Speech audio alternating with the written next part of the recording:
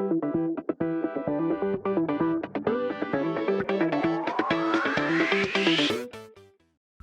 this is Saeed Teskie. I will be talking in this video about the differences between periodic inventory system and perpetual inventory system. Let's start first with the periodic inventory system. We have our warehouse, and we will see what are the effects that will be on the purchases account, the inventory account, and cost of goods sold. So here we have our physical inventory. We'll add stuff to it, and we'll take a stuff out of it. And I will add here the purchases account, T account, and we'll add here the inventory account,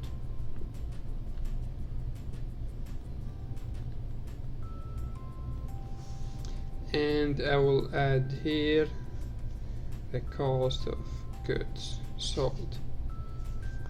Okay, let's see what will be the effects.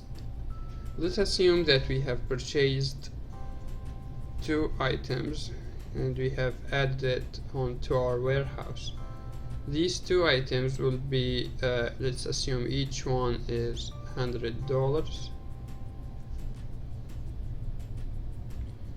Okay, so 2 items, so $200 will be debited to the purchases account. This is using, don't forget that we are using the periodic inventory system. So 200 will be debited to purchases account, and after that let's assume that we have added another 3, so 3 will be 300, and the 300 will be debited to purchases account. And after that, let's assume that we have sold one of it, so this one is sold. Yeah, so in the case of the sale, it won't affect any of the purchase account, the inventory account, or cost of goods sold account. So let's continue, and let's assume that one of these items during the period has been stolen by someone. We don't know about it. So this one, stolen.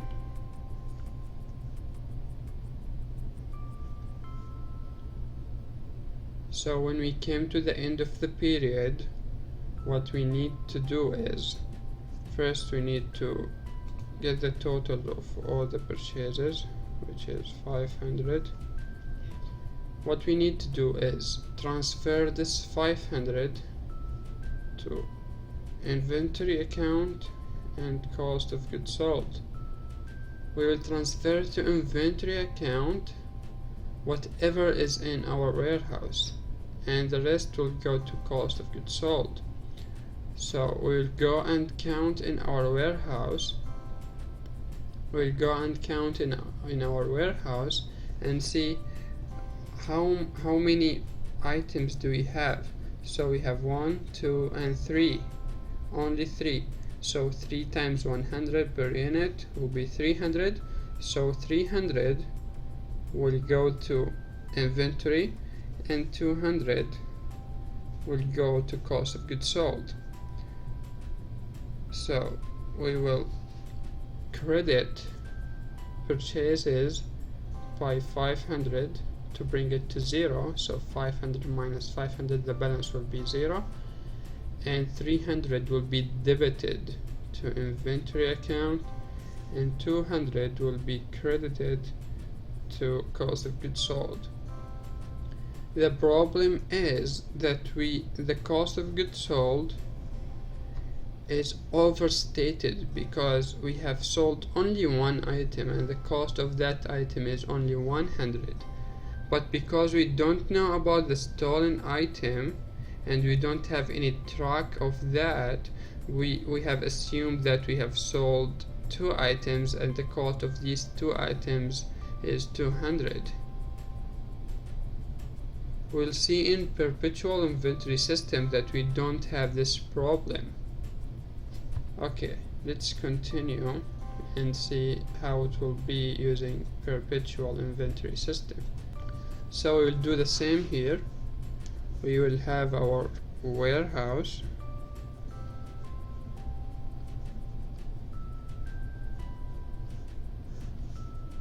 Here is our warehouse, and we will have inventory account.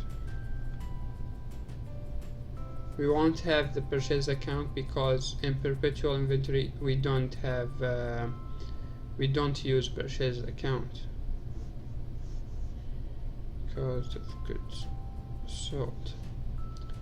Okay,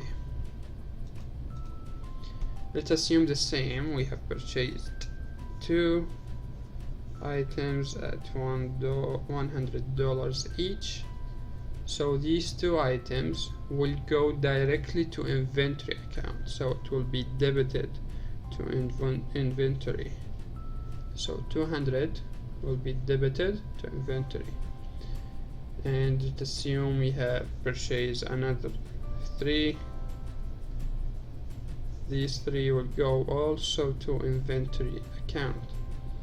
And now let's assume that we have sold 1 of it.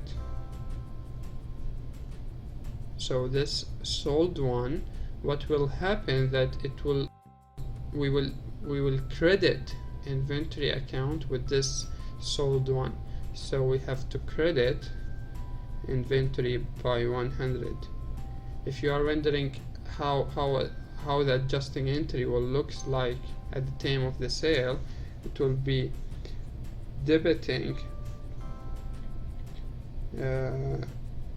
cost of goods sold by the cost of this item, which is 100, and will be debiting cash if, say, we sold it for 150.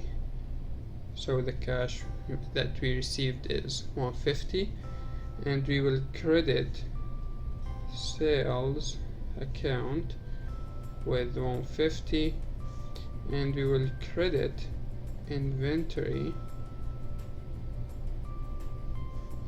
by 100. So here is the credit to inventory, and we have to credit cost of goods sold with 100. You can see this is go here, and this is here. And if we have the T account for sales and cash account, you will see the debits and credits. But let's keep it simple, and we'll continue with inventory and cost of goods sold. Okay, let's continue and see what will happen if there is a stolen item. So let's assume this one is stolen, and we didn't know about it during the period. We came to the period end, and what we will do is that we will check the balance of inventory account, which is 500 minus the 100, it will be 400. So we have to have, or we should have, 4 items in our warehouse, because the 4 items their cost will be 400. So 4 items should be on our warehouse. If you go and count 1, 2, 3, and there is only 3, so at that time we know that there is 1 item stolen, because we have track of all the transactions that went in and out of our inventory. So if there is anything different, we will recognize that very fast. Of course, all the modern accounting softwares use this system, the perpetual inventory system, but some firms that doesn't have that big transactions in inventory, or their inventory is very small, so they may use the easier way of using the periodic inventory system. but this system is better and it's more accurate in terms of cost of goods